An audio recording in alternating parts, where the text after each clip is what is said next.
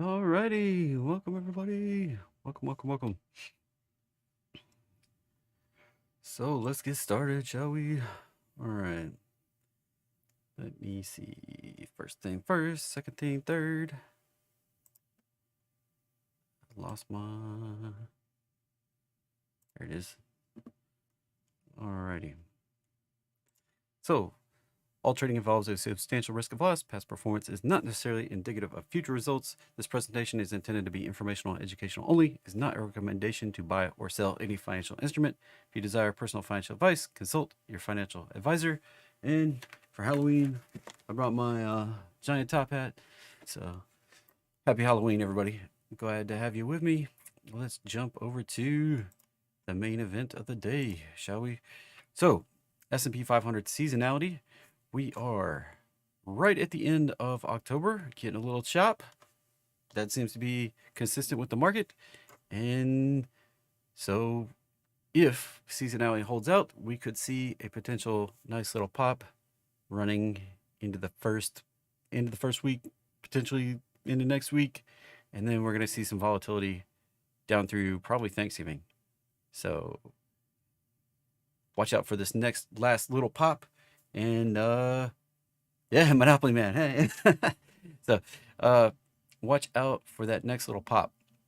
If we get that pullback, we could have a choppy middle of November and then run into December, choppy potentially right up to Christmas, and then we run into the end of the year.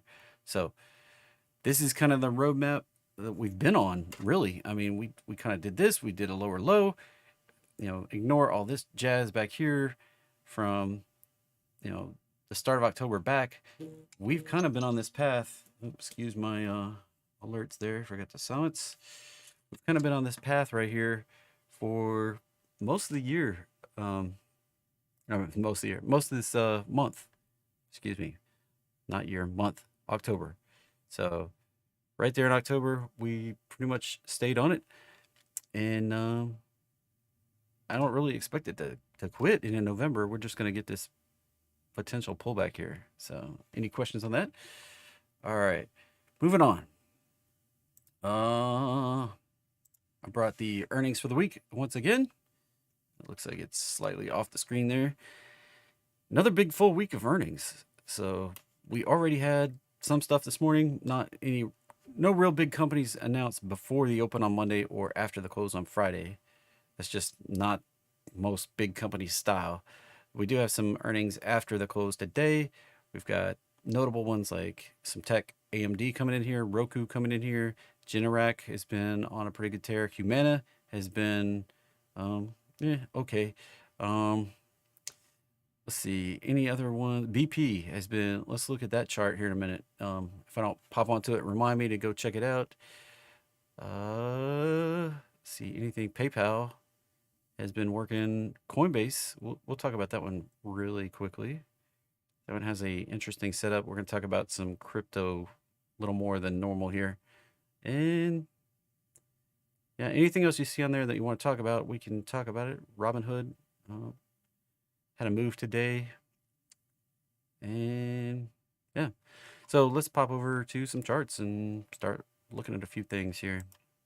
Yeah, I got tons of stuff up, as you can see. Oh, yeah, I got one more little teaser to talk about. So S&P 500, that last little run, I expect us to take it right up in here. And that may be the resistance. We bounce back down or chop a bit before we can break on through, maybe in December.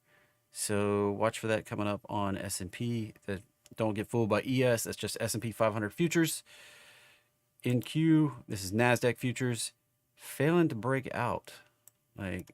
So that black line I had on ES right there, that was connecting these highs and running down through here.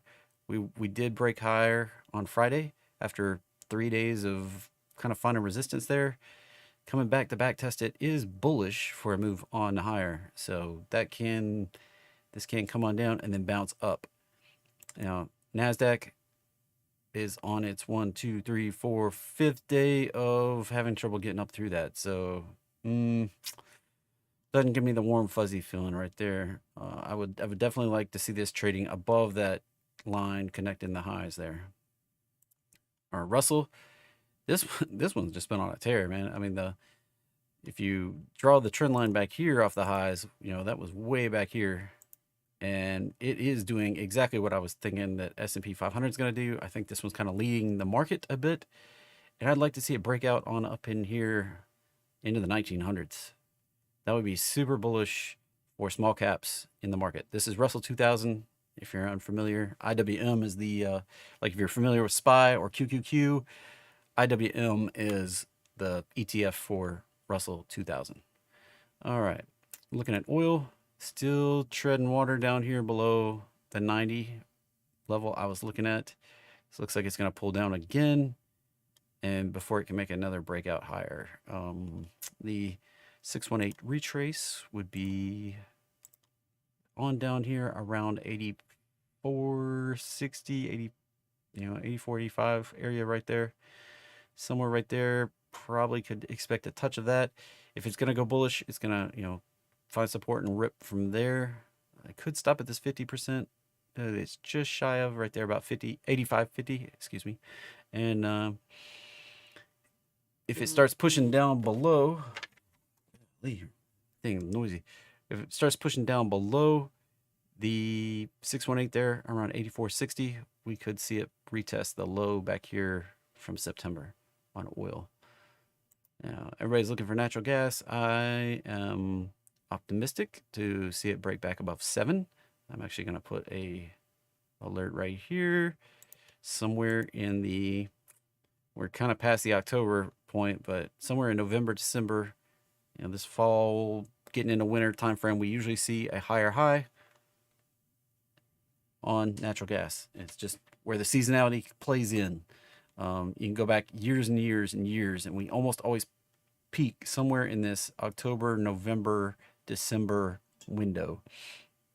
This year, I don't feel like it's any real different, but we are, forecasted a little warmer winter than normal, and that's kind of been the excuse for this pullback right here. I don't know. We'll see. I still do expect some sort of peak, even if we only peak out, at, let's run a fib line right here. My cautionary level is going to be right around 8. If we bounce off that $8 area, we can go lower on natural gas. All right, gold.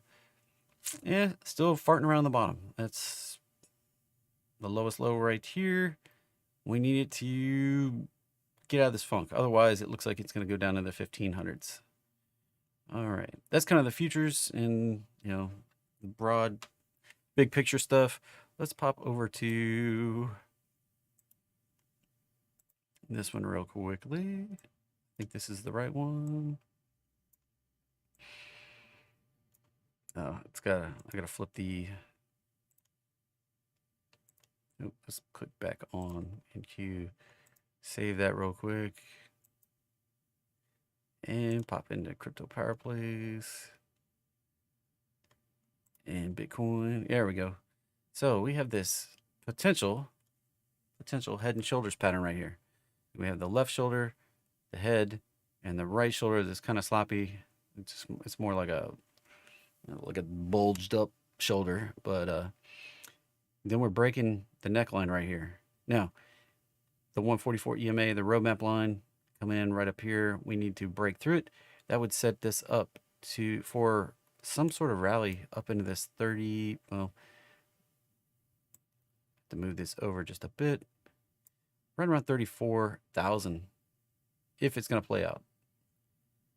Now, if it breaks down, of course, not so awesome. That could take us down to this 11,000 zone that I've been talking about on and off as a potential bad area we could drop to. So I would like to see some continuation on Bitcoin to get those higher prices. Now, I mentioned Coinbase. Let's see, where was Coin? Right there. They're announcing earnings this week. They have a head and shoulders here that they have not followed through on. This could lead to a pop potential off of Coinbase. They had this little head and shoulders deal, and it just keeps on chopping. So right now, it hasn't played out to a failure, hadn't played out to a continuation. We'll see. Now, circling back around to the head and shoulders. Why am I talking about head and shoulders patterns?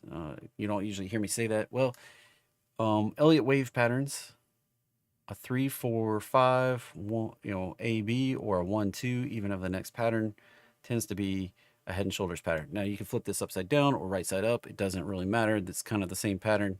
You get this move going. So that's why I look at head and shoulders patterns. They are actually Elliott wave patterns when they're in the right proportions. These things have to have certain proportions. If it's more like, head, these are all the same size. That one on Bitcoin is a little sloppy. I'm not sure that that's going to, play out this manner.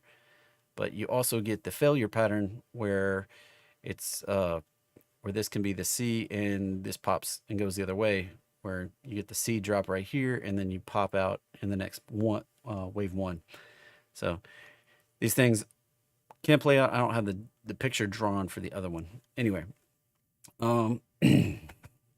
excuse me. A little bit that gravel come and get me again. All right, let's save that CPP and go back to the simple chart. My simple chart on S&P 500, we are coming right up to the red zone and turning down just a little bit. I do kind of expect us to push on up into at least the middle of the red zone, around 4,000 up here. The prior high probably should expand the red zone just a shade like that. That 4120 area where we topped out, I think it was, just shy of that right back here in September. That can be a major turn point. And I've kind of held that we would probably see a return back into this 3,700 area. That'll be the key. If we can find support there, this may be, we get one more push higher in the, this first week of November coming up. Holy cow, November starts tomorrow. What the heck? Where did 2022 go? Come up right in here, and then we're probably going to see that pullback. And that pullback corresponds with that seasonality circling back to what I was talking about at the beginning. We get that pullback. So we'll probably see some chop through the middle of November. All right. Reverse head and shoulders, inverse, flip it upside down. Just take that paper and just flip it upside down. That's what I meant, George. All right. Any questions on the seasonality or anything like that? Because my plan for the week here, I'm watching for this move. Going to be unloading anything I've got long that it's got some nice profit to it, and probably going to be just kind of taking it easy a little bit, waiting for opportunities as we pull on back here. So, all right. That's kind of my game plan as we head into November here, starting tomorrow. Big thing, today is the last day that most mutual funds have for their year. So we may see some, that little pop we had on Friday could be mutual funds trying to adjust their books a little bit. We may see a little bit of the selling today as they finish adjusting their books. And then we pop tomorrow, potentially, as mutual funds start their new year. So there's something like almost $8 billion tied up in mutual funds that report their year end at the end of today. Interesting, right? Probably not something you knew about. So this seasonality is just, it's let's see, it averages 20 years of S&P 500. This is just the S&P 500, and typically over the last 20 years, we see a nice large rally right here, first week in November. And I don't know if you've been trading very long. Usually it's kind of a crap time right into Thanksgiving. It just, especially that Thanksgiving week is usually brutal. And I think that's what that little drop is right there. Like, it just, that little 3-day, Monday, Tuesday, Wednesday is just rough usually. And then we get Friday, the Black Friday, usually kicks off this Santa, I think that's the Santa rally. Some people call this whole thing the Santa rally. Some people call that little move right there the Santa rally. And then some people call this little guy the Santa rally. So I don't know which one you want to call the Santa rally. I see it different places, different references. I would think the one leading up into this kind of This holiday buying right here is kind of the Santa rally. Santa's coming. We're expecting it. Yeah, I don't know. And this is just a percent basis, right? These are just on a percent. They're not points. They're not anything like that. So we have seen, I think this move up we saw was like a 12% move, whereas on average it's only a 2% move. So we've already had a pretty outsized move off of that low, and so you can plan accordingly here as we move forward. All right, you just pick your point on here, and the seasonality is kind of where you pick it up. So we're basically right there at the month flip, last day of the month, start of November tomorrow. Like I said, crazy. All right, any questions in the chat? Let's see. I got the chat right over here. So, all right, IWM. Yeah, we can pull up IWM and look at it. I mean, I pulled up Russell and talked about it. Let's pop up the chart right there. Let's go back to the one with all my fancy indicators. Oh, I need to save it real quick. Thank you for reminding me. TradingView. This is my paid account, so I do have all these extra indicators and things set up. IWM, very similar to Russell. Looking quite bullish today, actually. Looking for this breakout higher. We get above the roadmap line. This orange line, 144, 169 EMAs. That can set this thing up. Now, what we don't want to see is it to pop up and roll over again and crush back through.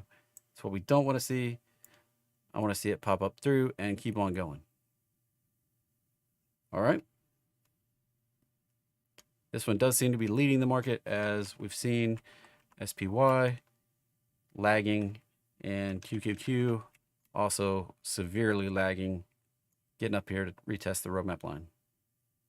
So it seems to be we're rotating away from tech as the favorite, the darling, and moving on to a couple other things. All right. Any more questions? Well, we're going to wrap this one up for today. I'm going to do a few more of these. I promised a week. I didn't do Saturday, Sunday because markets weren't open. There wasn't a ton of fun stuff to look at. So I'll do at least 7 days. So we've got, we did Wednesday, Thursday, Friday, Saturday, or Monday, excuse me. That's 4. So I'll do at least 3 more days of this going live.